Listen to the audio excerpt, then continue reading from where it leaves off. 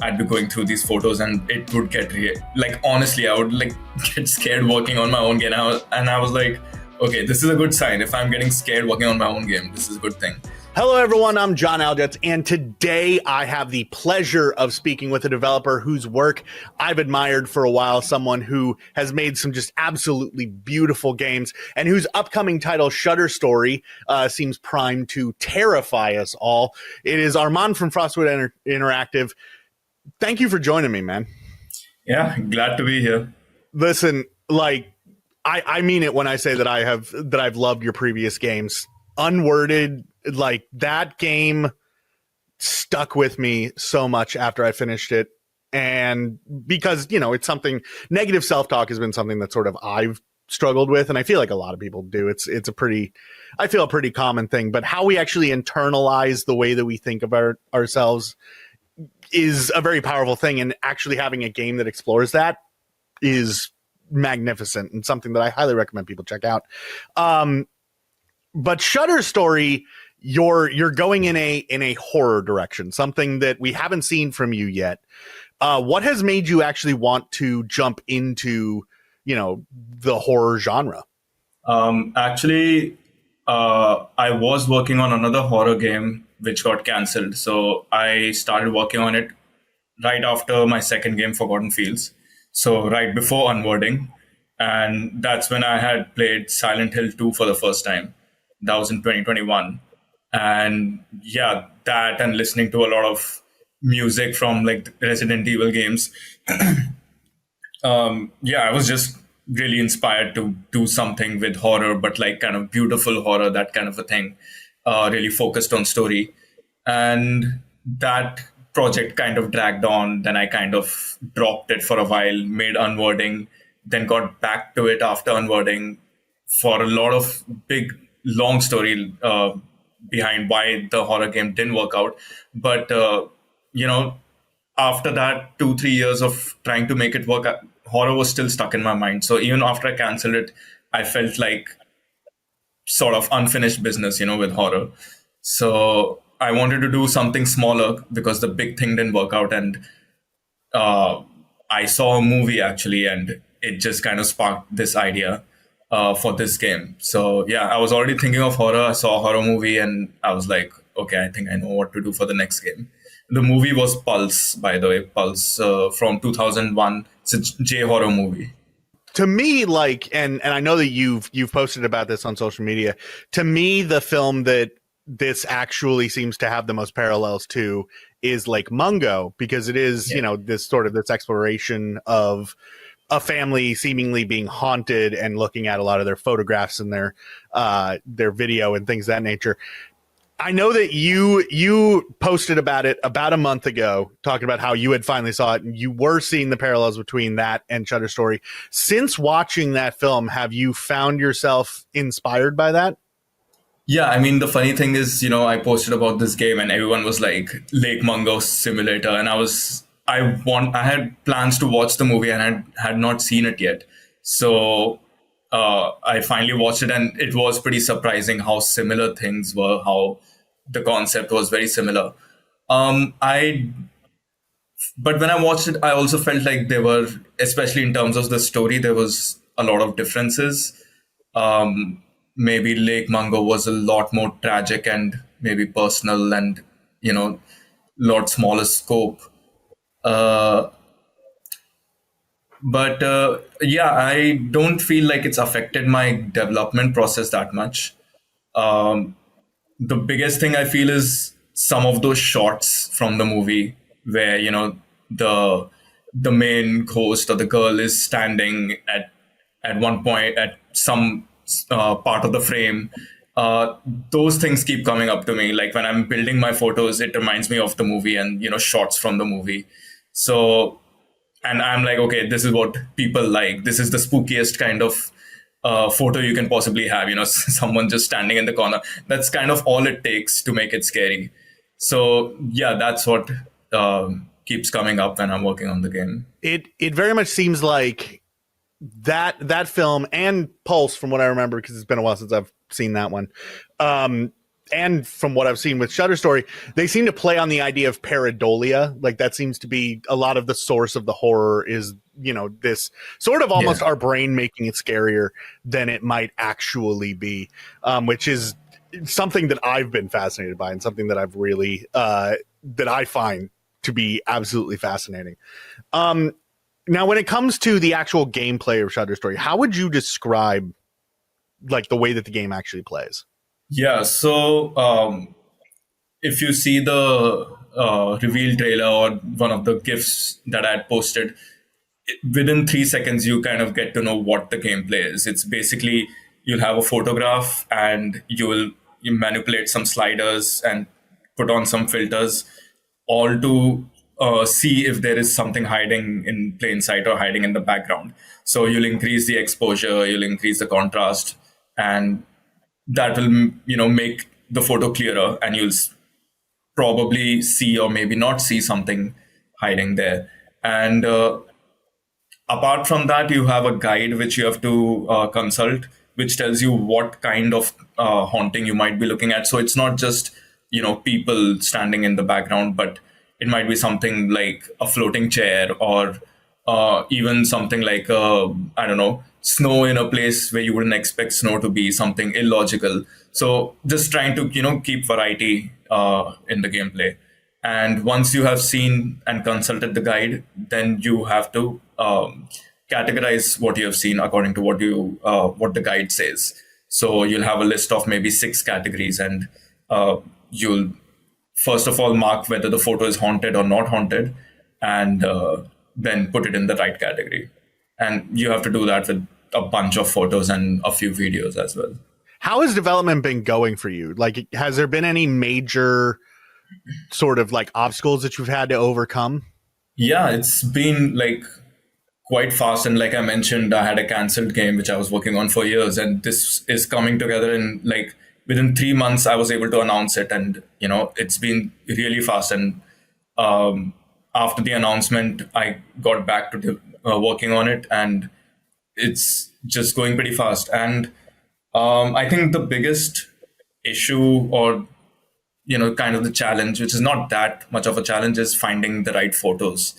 So first of all, I can't click photos, and I have to find stock photos. But if you go on stock websites, you get those very typical kind of stock photos which don't work. They have to be actual vintage photos that people took, not for the purpose of a stock photo. So that was pretty difficult to find. Then I found a good source for it. They have to be model released, and they also have to fit the story that I'm trying to tell. So I don't know, maybe I'm trying to show that this person had this kind of a childhood. Like, I need a photo which tells that story. And then I have to make sure the people in the photos don't look too different from the characters in the game. I do take, I have the in-game models. I take the faces of the models, and then I superimpose them on top of the people in the photos. So they end up looking somewhat similar to the characters, but they can't have like a completely different body shape or skin tone and everything. So making sure those 5, 6 things match up is challenging. And, I spend a lot of time just browsing a lot of photos. So yeah, that is kind of a challenging part, and a part that maybe I don't enjoy as much. It's a bit of a slog, but once I find the right photos, it goes pretty fast. You had been posting some of your like reference photos on social media, and the most recent one that you posted yesterday was actually the last thing that I saw before I went to bed last night, which was not a great last thing to have seen. Is that like that the sort of thing that we're going to be seeing in this game? These very very creepy, Yeah. sort of double exposures, just weird, unexplainable shapes in the background, that sort of thing. Yeah, I mean, that is specifically the kind of horror I'm trying to focus on, and the kind of stuff that scares me. And even while posting it, I was a bit like, is there any way I can put some sort of a warning or something? Like, I can totally understand like, you're browsing and you see that. And I was like maybe expecting that people might leave me comments like, why would you upload this or something like that? But I'll just go for it. But yeah, and honestly, my reference folder and all the research that I've done, it used to really spook me in the beginning, like when I was researching this game. There's like, obviously these things are apparently real, right? And I mean, at that point of time, I was staying alone in a in a place, so I'd be working at night and I'd be going through these photos, and it would get like, honestly, I would like get scared working on my own game, and I was like, okay, this is a good sign. If I'm getting scared working on my own game, this is a good thing. Um, yeah, but yeah, that's exactly the kind of photos and kind of horror I want to do in this game. I know that within the world of like filmmaking, it's often said that the best people to be making horror are the people who are scared the easiest. So does horror have like, does it regularly have a pretty strong effect on you? Yeah, and like something that I'm kind of like embarrassed to say is that I don't play that many horror games because I get really scared. So it has to be stuff like Silent Hill 2. I had to play it because it's Silent Hill 2. So, but I'd been putting it off for a while, and I gave up on even Death Stranding because the PTs scare me. So, yeah, I'm not very good with horror. And to talk a little bit about your previously canceled horror game, Desolate Dreams, I think was the working title that you had put it under. It was very much like it was a first person survival horror game. It seemed very, very ambitious. How much of that game's DNA exists within Shutter Story outside of obviously just being a horror game? Should we expect there to be thematic ties? Should it be the sort of thing where like you took maybe a general idea and brought it over to Shutter Story, or is it completely divorced? There's no connection at all other than that genre. Yeah, I feel it's quite different, and I feel the way it defines it is by being a lot of the things that I learned I should not do. So it's the opposite because that didn't work, and I was like, okay, these 10 things I should not do. I should do these 10 things instead, and this is what the result of that is in terms of scope and yeah, technical scope and even business wise and yeah, everything. And even like, for instance, the plugin for I was using for first person, because both are first person. Even in this game, you have first person sections. That was a very complex plugin which didn't work at all. And now I'm working with a very simple version, and I'm just like, very happy that it's so simple and it works so well. Whereas that was so clunky and convoluted. So yeah, in almost every way, it's as different as possible. Do you think that, I mean, obviously you've canceled that game, you've shelved the idea.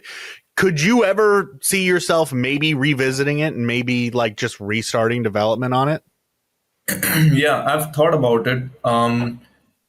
I feel if I ever got back to it, it would be a 80% different thing, very mutated kind of a version of that. It just became like over two plus years of working on it. It became such a mess that I don't know how much of it is usable. So at the very most, like maybe the setting, because I liked the setting it was in. It was like a abandoned hotel on a hilltop, and you can see the city far away across the horizon at night. That's where it takes place. Maybe I would set a game in that setting, and then the concept of jumping into dream worlds, maybe. But yeah, I'd probably cut out 90% of it, so it would be almost a new thing. Now, looking back at your previous games that you did manage to get to release, Rainswept, Forgotten Fields, Unwording, they're very strong thematically, and they all explore very, like, honestly, very deep ideas. I mean, with Rainswept, you're looking at, love triangles and unresolved trauma and, murder and all this, like, very, very strong stuff. As I said, Unwording is looking at negative self-talk and things of that nature. Forgotten Fields, it's a lot of nostalgia and sort of looking at that. Do you like when you set out to make a game, do you have sort of like a powerful theme that you want to build upon, or is that something that you find comes about during the development and during the actual like blocking out of the story? Yeah, specifically for Rainswept, I knew everything about it that I wanted to make. So it was the first game, and it was like, you know, all the themes and ideas which I wanted, which I enjoy in media and which I wanted to tell. It was pretty clear from the starting. Love murder mysteries, wanted to write something about relationships. Um, Sort of had experiences around that time with toxic relationships and started learning about trauma and how that affects things. So, all of that, it was just ready to be put into something creative. Um, yeah, and I think it sort of starts when I'm starting the project. So with Forgotten Fields, I was pretty much stuck with a creative block and not able to figure out what I wanted to make, scrapping projects constantly. So made started figuring out a story related to that. So that is something that I understood. So I wanted to sort of thought that that would be the best thing to write about, and went back home, and that's when the game idea started getting a bit clearer. So I was like, okay, it's about a person who goes back home and is able to overcome a creative block.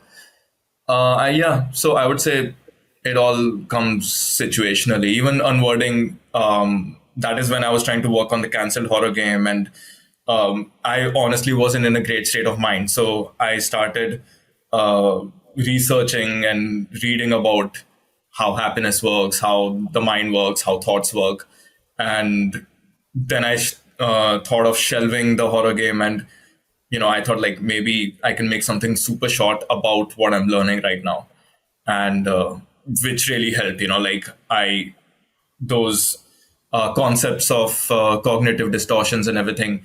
I really understood them while making Unwording. I like it didn't do that well financially, Unwording, but I always think to myself that it was free therapy. Not even free therapy; it was therapy that made me money.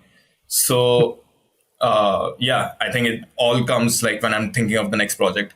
Uh, this one, I had cancelled the horror game, and I was like, okay, I need to make something smaller. So, uh, what should I make? What should I make? And then I'm watching a movie, and then it sort of just clicked. And so I was already kind of like playing around with ideas and watched a movie, and it came at the right time. So, yeah, it's, I'd say, somewhat spontaneous.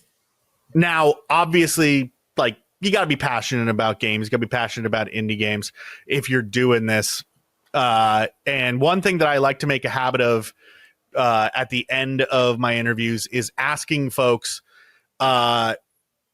about other games that they think that people should check out. Because in addition to Shutter Story, which you should absolutely wish list on Steam, I'll have a link for that down in the description. There's a lot of great games out there that maybe people aren't talking about. What is a game, be it an indie game or be it maybe like a retro release or something that just you feel like people aren't talking about enough that you think people should check out? I mean, something that fits is a weird maybe selection. My all-time favorite game is the first Witcher, and I think there's a remaster or remake in the works, but yeah, Witcher One, because everyone loves Witcher 3, but you should try Witcher 1 if anyone has not tried it.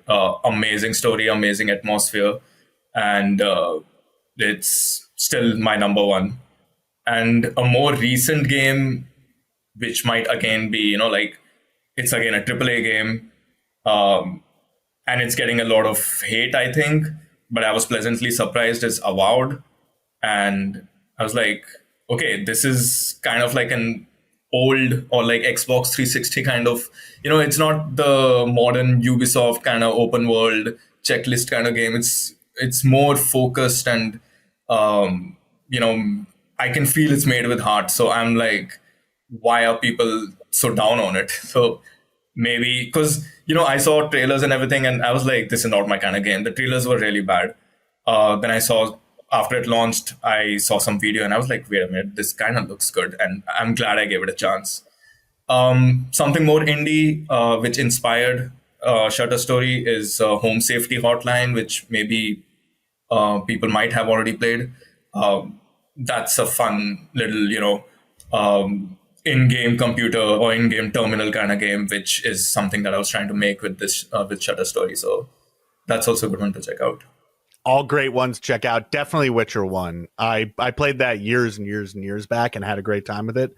It's one of those games where like I feel like I might not ever play again myself personally, just because it is like it's very much a like computer role-playing game, very like complicated sometimes with the systems, but definitely a fun one to dive into. The other ones I'll have to check out. I actually haven't played Avowed yet, which I want to. Like, to me, the hate almost makes me want to play it more. But that's just my weird brain telling me to do that. Before I let you go, is there anything that we didn't cover in this interview that you want people to know, or just anything that you just want to say, period? Sorry, you got cut off in the end. Oh, sorry.